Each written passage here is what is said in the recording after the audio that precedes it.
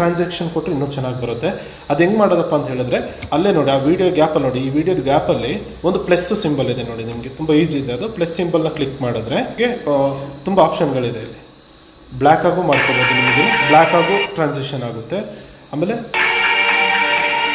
White ಆಗು transaction ಆಗುತ್ತೆ. ಇಲ್ಲ ನಿಮಗೆ ಝೂಮಲ್ಲಿ ಬೇಕು, ಸ್ವಲ್ಪ ಎಫೆಕ್ಟ್ ಆಗಬೇಕು ಅಂತ ಹೇಳಿದ್ರೆ ಈ ಥರನೂ ಸಿಗುತ್ತೆ.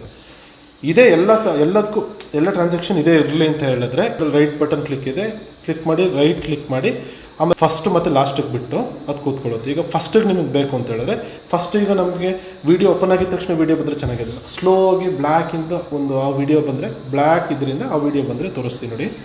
ಅದ್ರ ಮೇಲೆ ಕ್ಲಿಕ್ ಮಾಡಿದ್ರೆ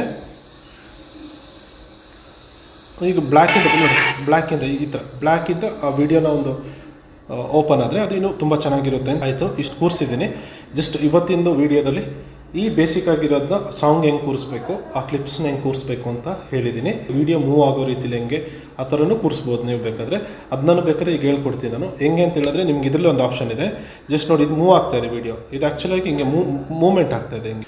ಈಗ ವಿಡಿಯೋ ಹಿಂಗೆ ಬರ್ತಾ ಇದೆ ವಿಡಿಯೋ, ಆ ವಿಡಿಯೋ ಹಿಂಗೆ ಬರುವಾಗ ಒಂದು ಝೂಮ್ ಎಫೆಕ್ಟ್ ಇದ್ದರೆ ಇನ್ನೂ ತುಂಬ ಚೆನ್ನಾಗಿರುತ್ತೆ. ನೋಡಿ, ಕೆಳಗೆ ಝೂಮ್ ಅಂತ ಒಂದು ಆಪ್ಷನ್ ಬರುತ್ತೆ. ಆ ಝೂಮ್ ಆಪ್ಷನ್ ಹಿಂಗೆ ಕ್ಲಿಕ್ ಮಾಡ್ದಂಗೆ ಅದರಲ್ಲಿ ನಿಮಗೆ 4-5 ರೀತಿ ಕೇಳುತ್ತೆ. ಝೂಮ್ ಔಟ್ ಆಗಬೇಕಾ, ಝೂಮ್ ಇನ್ ಆಗಬೇಕಾ ವಿಡಿಯೋ, ಅಥವಾ ಲೆಫ್ಟಿಗೆ ಬರಬೇಕಾ, ರೈಟಿಗೆ ಬರಬೇಕಾ, ಮೂಮೆಂಟ್ಸ್ ಹೆಂಗೆ ಬೇಕು ಅಂತ. ನಾನು ಝೂಮ್ ಇನ್ ಕೊಡ್ತೀನಿ, ನೋಡೋಣ ಹೆಂಗೆ ಬರುತ್ತೆ ಅಂತ. ನೋಡಿ, ಝೂಮ್ ಇನ್ ಅಂತ ಹೇಳಿದ್ರೆ ಹಿಂಗೆ ಬರ್ತಾನೆ ಒಂದು ಮೂಮೆಂಟ್ ಬರುತ್ತೆ. ಹಿಂಗೆ ನಾನು ಎಲ್ಲದಕ್ಕೂ ಅಪ್ಲೈ ಆಲ್ ಕೊಟ್ಟಿದ್ದೀನಿ. ಜಸ್ಟ್ ಹಿಂಗೆ ಮೂಮೆಂಟ್ ಆಗುವಾಗ ಆ ಒಂದು ಆಪ್ಷನ್, ಝೂಮ್ ಆಪ್ಷನ್ ಏನು ಹೇಳಿದ್ದೀನಿ, ಆಪ್ಷನ್ ಒಂದು ಕ್ಲಿಕ್ ಮಾಡಿ ಅಪ್ಲೈ ಟು ಆಲ್ ಕೊಟ್ಟರೆ ಅದು ಇನ್ನೂ ನೋಡೋಕ್ಕೆ ಚೆನ್ನಾಗಿರುತ್ತೆ.